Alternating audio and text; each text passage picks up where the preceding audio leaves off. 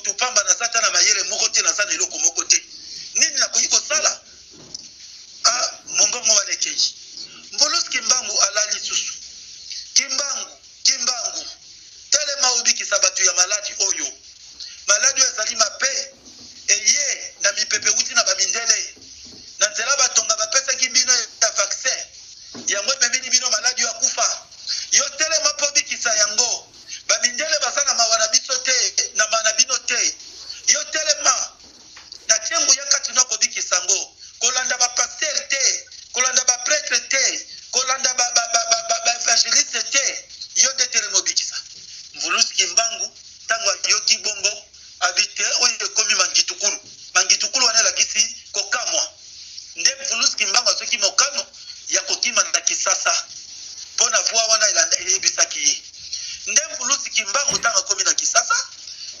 répétition nango construire ça koya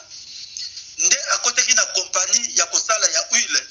azalaki gérant na kati ya compagnie ya huile na si boyebi na lingwala kuna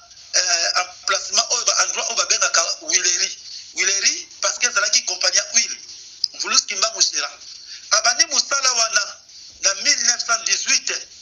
jusqu'à ce que tokomi na 1921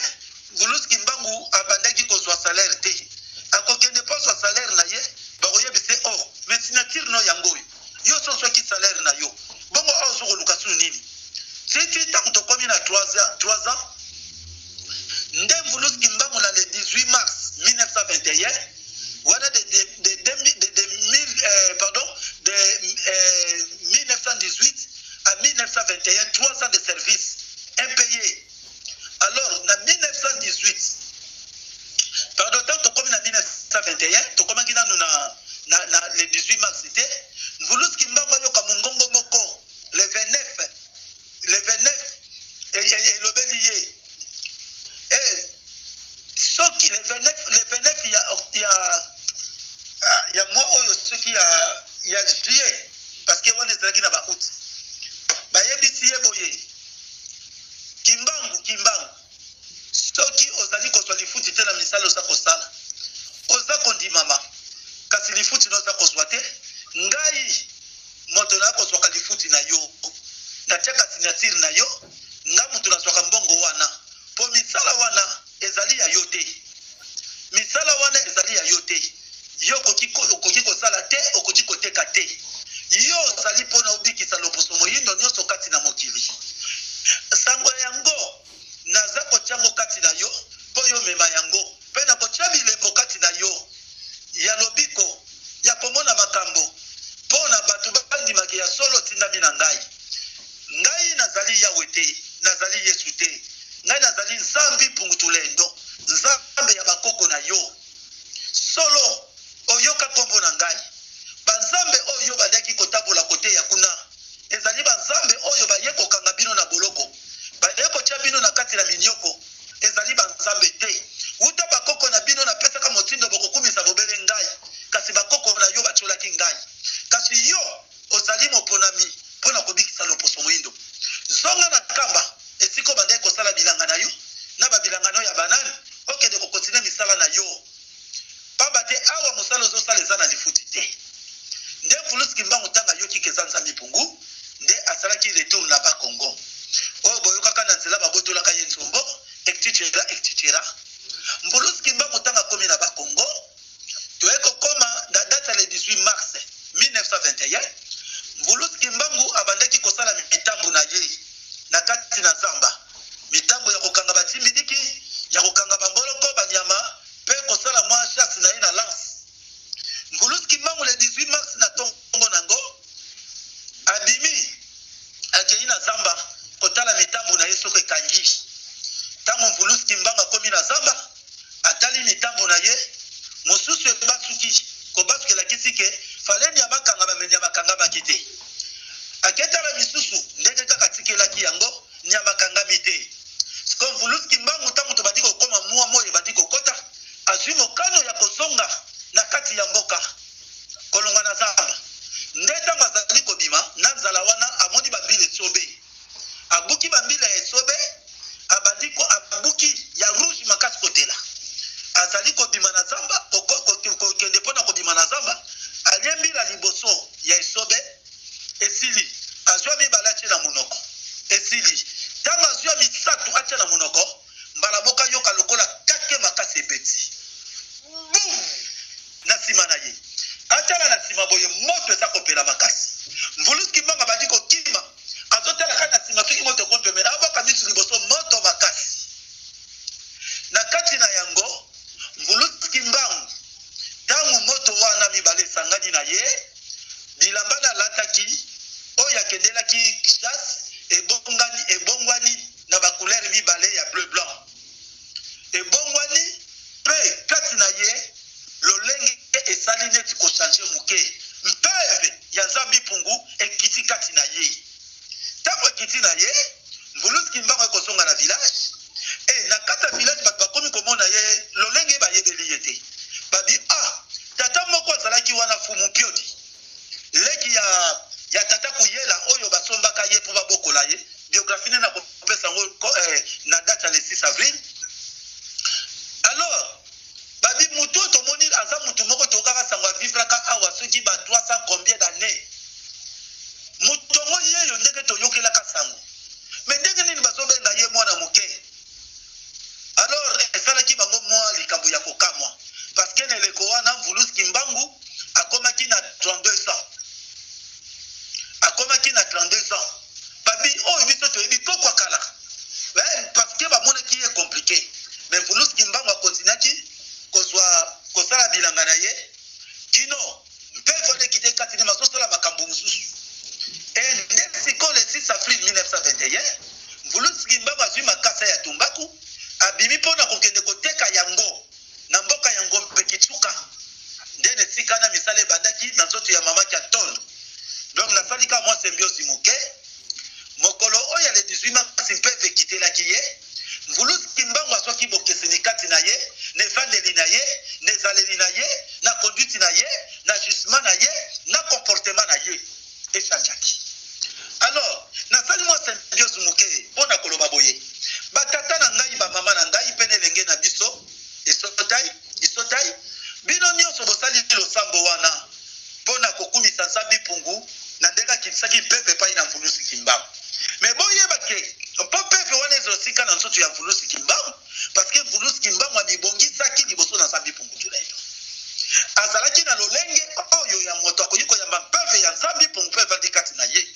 yango wana lelo ozoyoka tozokumisa Mvulusi Kimbangu ayaki na sango ya kobikisa biso. Mvulusi Kimbangu anyokami bakangi na boloko mbula tukumisa tukino liwa na ye pe boloko ya 30 wana ezalaki boloko ya liboso ya Mvulusi Kimbangu te. Mvulusi Kimbangu akota boloko na Oswe, akota boloko na kati ya Mbanzangungu, akota boloko na Payebele, mais définitivement yango ezalaki na kati ya Lubumbashi 30 ans de prison. Boloko wana kotaki Mvulusi Kimbangu ayibaki eloko ya moto te, azwaka pe mwasi ya bato te, abomaka pe moto te. Kasi boloko mbula tukumisa tuwana ezalaki ya nini? Ezalaki bobele mpona telemaki mpona kobikisa biso loposo moyindo. Yango wana omoni balobi tolandama ya Mvulusi Kimbangu moto oyo aza kotambola na misala contraire na bajugement na bacaractère comportement contraire ya Mvulusi Kimbangu moto wana baza kobenga ye mwana satana oyo bakobenga mwana ya nzambe oyo azali kosalela comportement ya Mvulusi Kimbangu. Et c'est ça. Donc losambo na biso tosali matondo mpona kondima Sauveur ayelaki biso. Sauveur wana boyokaki mateya na ye te lelo mpeve wana ekiti pai na ngai wasambulwa mpona kolakisa bino maye oyo Mvulusi ayaki nango biso tozali kokontinue sango ya Mvulusi Kimbangu oyo ayaki na yango mpona biso bayindo tokwa kokangolama mpe tokwa kobika. Mais sikoyo tata wasambula koyapa na bino papa wasambula pesi bino toli papa wasambula teyi bino bosiango kaka ngai na yebi ngai na zan experience bizalio na bandango kala na kufa. Est-ce que nazosala te? Est-ce que nazana mbongo te? Est-ce que nazosala makambo te nazolata te? Oui. Koso diangu yetangwani. Mais lelo oyo toumeli na mape moyibi ayibaka. Mais mokolo bakokanga ye ayebaka ngote. Moto aviolaka. Mokolo bakokanga ya koyeba ngote. Moto eskrokaka. Mokolo bakokanga ye akoyeba yango te. Lolenge moko mokolo bakotangela biso masumu na biso tosalaka na bizaleli na biso surtout biso bato ebinzila nkongo mokolo wane kozala sans pardon epai na nzambe pungutuleni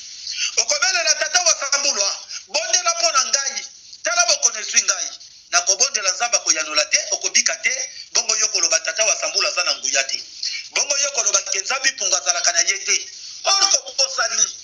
comportement na yo ozalaki nango nzambe atikaki ntango molai oyoka mateya pozwa makanisi ya kotika buzoba babétise masumu mpe mabe meyokangami na yango alors lefutili ya lisumu ezalaka kufa. Et c'est ça sikoyo na bongo batata na ngai bamama biso awa tosali losambo deja mokolo na lelo mpo na lobi ngai kutu lobi mpo kaka makasi ezali moke normalement mpona mikanga mokolo mobimba mpona kobondela nzambe pungu mpeve wana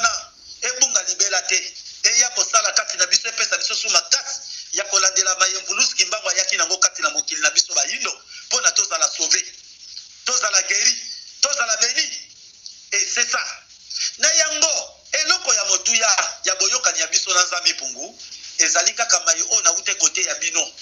kokima mabe kokima masumu kasi na lelo babakisi biso su eloko mosusu lokola rappel na kati na teme oyo comportement soki toke na détail nango ezali manière de se comporter. Donc comportement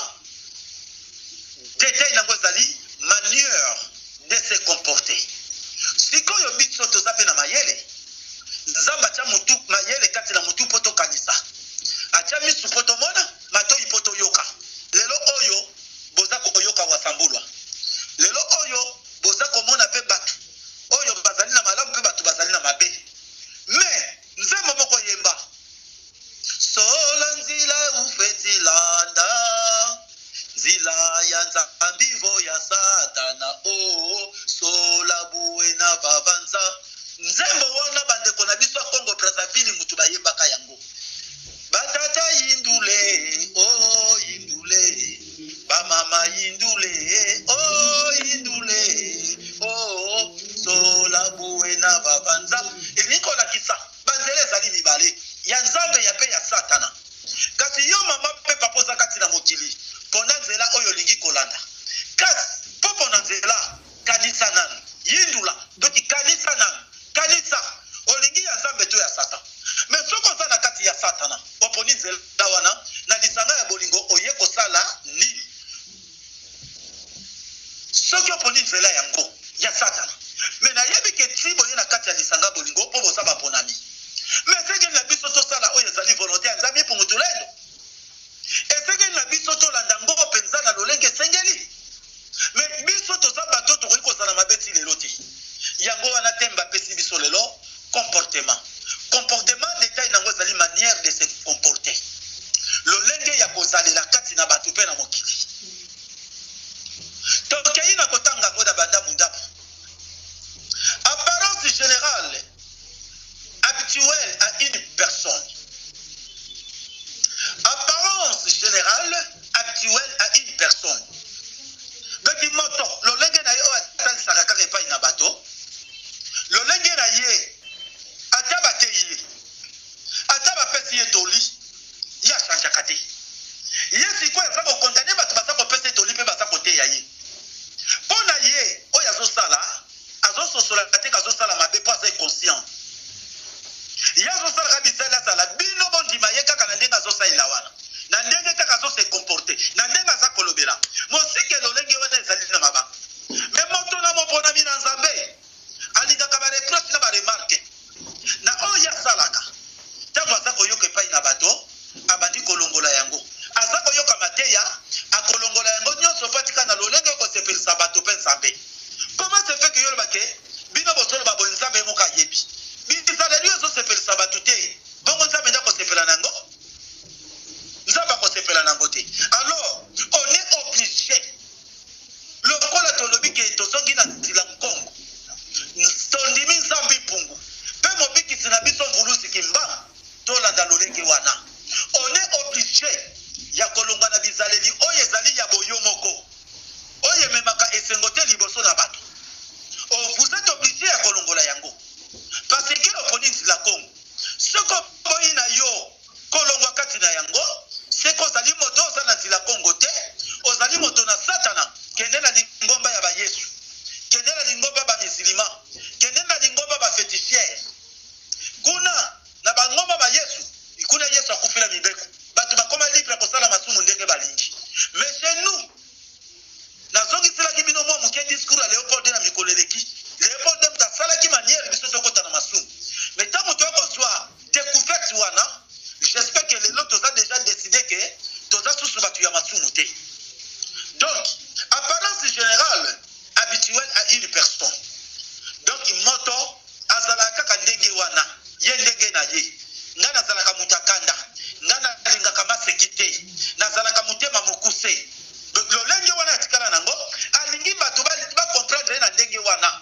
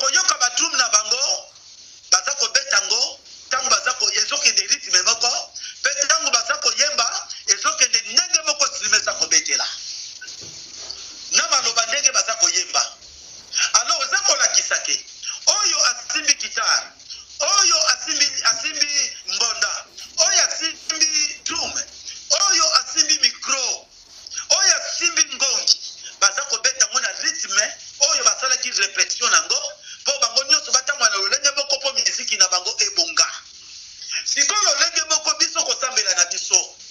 na ntango toza kati na lisanga boyoka nano appellation kitu adiki ya basolwa lisanga ya baponami siko kati na lisanga baponami touti mabota na mabota me ntango toye kosangana il faut siko tosala lolenge moko na gisement na caractère na comportement na conduite